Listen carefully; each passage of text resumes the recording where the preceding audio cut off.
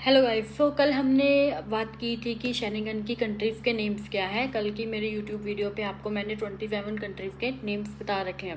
सो आज के हम वीडियो में बात कर रहे हैं कि शेनिगन वीज़ा रिजेक्ट क्यों होता है। मेजरली रीज़न क्या होता है कि आपका शेनिगन वीज़ा रिजेक्ट हो जाता है, जबकि होना नहीं चाहिए। मेजर जो रीज़न रहता है ना, वो रहता है कि आपका जो कवर लेटर है, कवर लेटर जब लोग बनाते हैं ना, उसमें क्या गलती करते हैं कि वो उसमें स्टोरी बनाने लग जाते हैं। वो बहुत अनक्लियर होता है। आप अपनी स्टोरी लिखने लग जाते हो कि हाँ मेरा ये प्लान है, वो plan. No, they don't want that. ठीक है, उनको आपका क्लियर, आपके डिटेल्स चाहिए। आपका जो भी आप फाइनेंशियल एक्सप्लेन कर रहे हो या फिर आप एक्सप्लेन कर रहे हो, आपकी आइटनरी एक्सप्लेन कर रहे हो। अब आइटनरी में क्या होता है कि लोग फेक लगाते हैं, सारा कुछ फेक लगाते हैं इन द सेंस की फ्लाइट के टाइमिंग लिख देंगे, बट एक्चुअली में वो फ्लाइट एग्जिस्ट ही नहीं कर रही होती। तो वो वीज़ा ऑफिसर बहुत इजीली पकड़ लेता है उस चीज़ को, और उस पर जो है आपका वीज़ा रिजेक्ट हो जाता है। ठीक है। और दूसरा आपका फाइनेंशियल में अब क्या गलती होती है कि लोग एकदम से 5 लाख रुपए 10 लाख रुपए डाल के वो बोलते हैं कि हाँ भाई मेरे पास इतनी सेविंग्स है तो मैं वापिस आ जाऊँगा। आप समझो उस चीज़ को। आप 5 लाख रुपए एकदम से डाल रहे हो, कहाँ से आए? एम्बेसी डाउट नहीं करेगी कि आपके पास एक्चुअली 5 लाख रुपए हैं।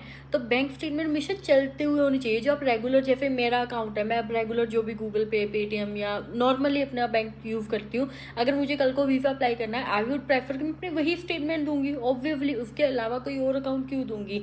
और ऐसा कौन सा, मतलब आज की डेट में जब सब कुछ ही ऑनलाइन होता है, ऐसा कौन सा, मतलब आप कैश में डील कर रहे हो? कैश में इतना डील कर रहे हो कि क्या रीज़न है कि आपको गूगल पे या ऑनलाइन ट्रांजेक्शन की जरूरत ही नहीं पड़ती कि आपके पूरे अकाउंट में एक ही एंट्री है या 2 ही एंट्री है या 10 ही एंट्री है? How is it possible? वो इस चीज़ को भी पकड़ते हैं, रिमेंबर दैट।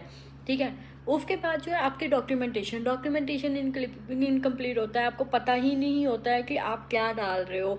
लाइक पासपोर्ट चाहिए। अब पासपोर्ट आपने न्यू तो डाला ही हुआ है। अगर आपके पास कोई ओल्ड पासपोर्ट है जिसमें आपकी स्टैंपिंग लगी हुई है, आप उसको भी अटैच करोगे।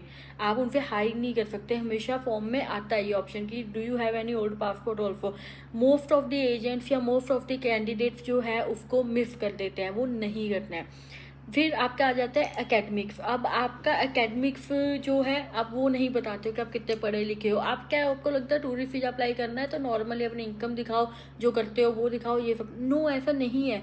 आप उनको पूरा रिकॉर्ड बताओ। मोस्ट ऑफ दी एम्बेसीज जो है उनको पिछले 5 साल तक का आपका रिकॉर्ड चाहिए होता है, ना कि सिर्फ आपका ये कि आप अभी 1 साल से ये काम करो, वो काम नहीं, ऐसा नहीं है। So you have to take care of these things. For proper counselling या फिर मोर इन्फॉर्मेशन के लिए आप हमारा चैनल भी सब्सक्राइब कर सकते हो।